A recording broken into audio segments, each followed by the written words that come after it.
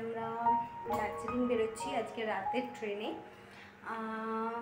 10টা কতর হয়তো train and Darjeeling mail. আর সেই জন্য আমি জাস্ট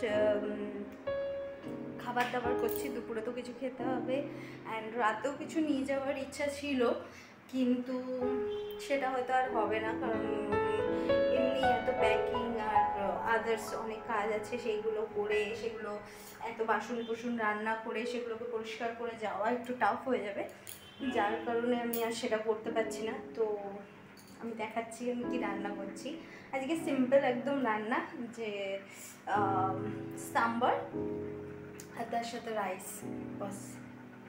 তো সাম্বার মিন্স আমার কাছে হচ্ছে সবজি ডাল যেটা আমরা খাই সেটা, তো সেইভাবে তো আর করতে পারি না, যতটুকু পারি। আর ভাত,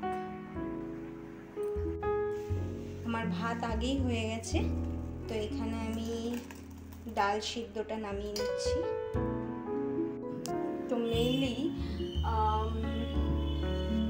কেন আমরা দার্জিলিং যাচ্ছি সেটা রিসেন্টলি আমি এখনও কাউকে জানাইনি।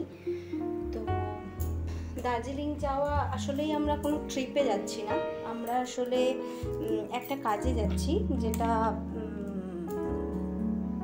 কিছুদিন পর হয়তো আপনাদের জানাবো যে কেন আমরা দার্জিলিং যাচ্ছি।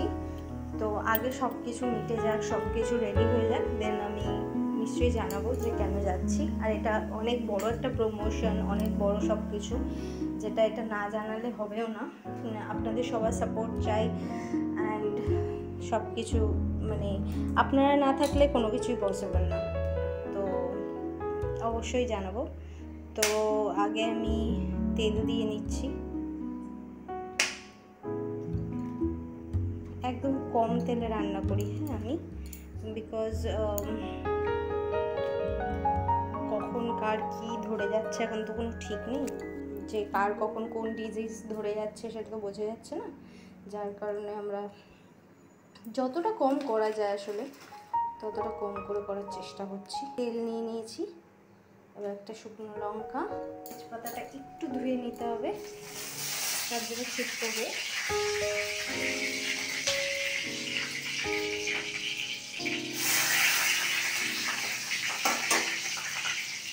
ফার্স্ট রান্না করছি তো একটু ভয় আছে এখনো মনের মধ্যে। জিরা ফোড়ন দিই, কিন্তু আমার যেহেতু মুগ মুসুর মেলানো সেই কারণে আমি একটু 5 ফোড়ন দিলাম।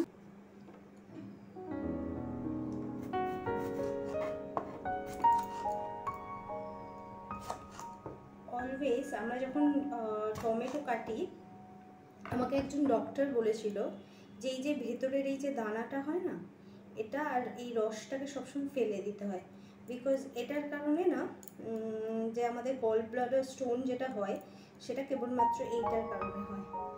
তো এরকম পরিষ্কার করে জাস্ট নর্মাল এইটাকে ইউজ করতে হয়। এই অবধি রেডি। এবার আমি এটাকে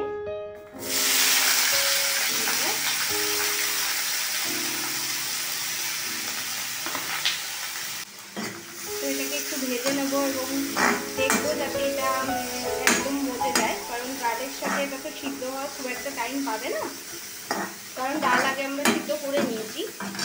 তো ট্রাই করবো যাতে তার আগেই এইখানেই যাতে সবজিটা ভালো করে মজে যায়। তো সবজিটাকে মজিয়ে নিয়ে আবার ফিরে আসছি। পাচ্ছেন কি অবস্থা। তো আমি এরকম টাওয়াল রেখেছি যে আমার যাতে ক্যাবিনে এই সেলফগুলো বা ইয়েটা আস্তে এই দিয়ে বেসিনটা পরিষ্কার করে নিতে পারি। আমার একটা জিনিস আছে, আমি যখন কাজ করি তখন চেষ্টা করি তখনই সবটা পরিষ্কার করি, যার কারণে কি হয় আমার আলাদা করে আর পরিষ্কার করার প্রয়োজন পড়ে না, বা আলাদা করে তখনই একটা বাসন যেটা নোংরা হলো সেটাকে মেজে ফেললাম, তাহলে কি হয় তখনই পরিষ্কার হয়ে গেল, পরে গিয়ে সেটা জমে সেটাকে অনেক ইয়ে হওয়ার আর প্রয়োজন পড়ে না।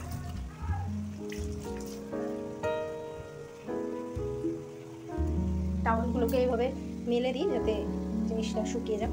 দেখতে পাচ্ছেন আমার ভাতটাও রেডি হয়ে গেছে, একদম ঝুড়ো ঝুড়ো ভাত, গরম গরম ভাত। ও আসলে খেতে দিয়ে দেবো। ডালটাও হয়ে গেছে প্রায়।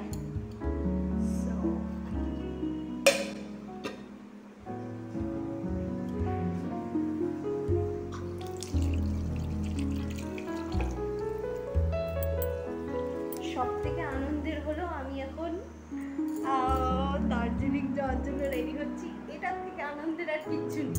বাস জাস্ট মানে আমি কি বলবো, আমার ভেতরে কতটা আনন্দ হচ্ছে যে মানে আমরা মানে এরকম নয়, নভেম্বরেই আমরা ঘুরে এসেছি দার্জিলিং থেকে, বাট এইবারের এক্সাইটমেন্টটা একটু আলাদা। কারণ এইবারের এক্সাইটমেন্টটা ঘোরার নয়, এইবারেরটা হচ্ছে একটা নতুন কিছু শুরু করার। দেখা যাক কতটা কি করতে পারি।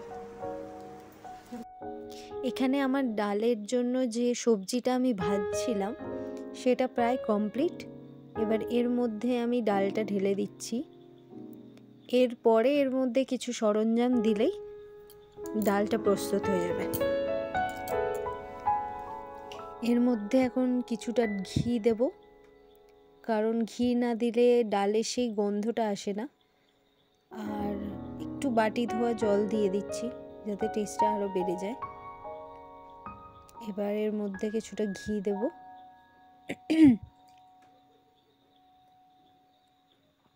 তোমরা সবাই আমার ভিডিওটা দেখো এবং দেখে লাইক আর শেয়ার আর সাবস্ক্রাইব করতে ভুলবে না।